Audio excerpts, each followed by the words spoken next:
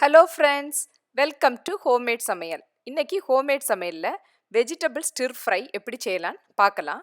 அதுக்கு தேவையான பொருட்கள்: broccoli 50 gram, cauliflower 50 gram, Brussels sprouts 50 gram, mushroom 50 gram, zucchini 50 gram, onion 1, bell pepper 50 gram. 1 teaspoon red chilli powder, 1 teaspoon garam masala powder, 1 teaspoon sambar powder, 1 teaspoon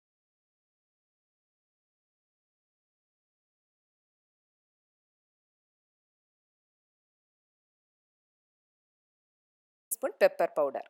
இப்போ இந்த vegetables எல்லாம் நான் cut பண்ணி வச்சிருக்கிறேன். பாருங்க, இதெல்லாம் எப்படி கட் பண்ணியிருக்கேன்னு உங்களுக்கு காட்டுறேன். இந்த zucchini பாருங்க எப்படி ஸ்லைஸாக கட் பண்ணியிருக்கேன்.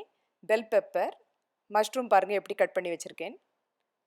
ப்ராக்கலி, காலிஃப்ளவர்லாம் ஒரு சின்ன சின்ன பூவாக எடுத்து வச்சிருக்கேன். இது வந்து பிரசல் ஸ்ப்ரவுட்ஸ்.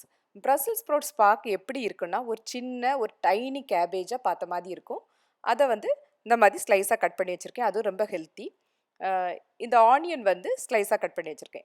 இப்போ ஒரு பேனில் ஆலிவ் ஆயில் விட்டு அது லைட்டாக சூடான பிறகு நம்ம கட் பண்ணி வச்சுருக்கிற வெஜிடபிள்ஸை ஒவ்வொன்றா ஆட் பண்ணணும். ஸோ ஒவ்வொன்றா ஆட் பண்ணிகிட்ருக்கேன். ஸோ இந்த வெஜிடபிள்ஸ்லாம் ரொம்ப ஹெல்த்தியான வெஜிடபிள்ஸ். ஸோ இதை நீங்கள் அடிக்கடி உணவோட சேருங்க. ஸோ இந்த மாதிரி வெஜிடபிள்ஸை நீங்கள் ஸ்டிர் ஃப்ரை பண்ணி ரைஸ், சப்பாத்தி இதோட வச்சு சாப்பிட்டீங்கன்னா ரொம்ப நல்லாயிருக்கும். சப்பாத்திக்குள்ளே இந்த வெஜிடபிள்ஸை நல்லா ரோல் பண்ணி வச்சு சாப்பிடலாம். ரொம்ப டேஸ்டியாக இருக்கும், ஹெல்த்தியாகவும் இருக்கும். ஸோ இப்போ இந்த எல்லா வெஜிடபிள்ஸையும் போட்டாச்சு. லைட்டாக ஃப்ரை பண்ணிடணும். இந்த வெஜிடபிள்ஸ்லாம் சாஃப்ட் ஆகக்கூடாது, வெந்திருக்கணும், நல்லா க்ரன்ச்சியாக இருக்கணும். அப்போ தான் டேஸ்ட்டாக இருக்கும். ஸோ இப்போ இதை வந்து லைட்டாக ஃப்ரை ஆகிட்டுருக்கு.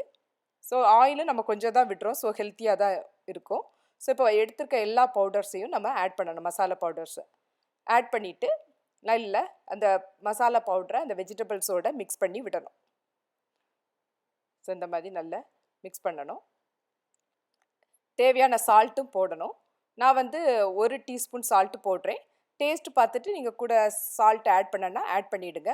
கொஞ்சோண்டு ஆயிலும் ஆட் பண்ணுறேன். ஏன்னா ரொம்ப ட்ரை ஆகிடக்கூடாதுல, அதனால் கொஞ்சம் ஆலிவ் ஆயில் தான் நான் அந்த ஸ்டிர் ஃப்ரைக்கு யூஸ் பண்ணுறேன்.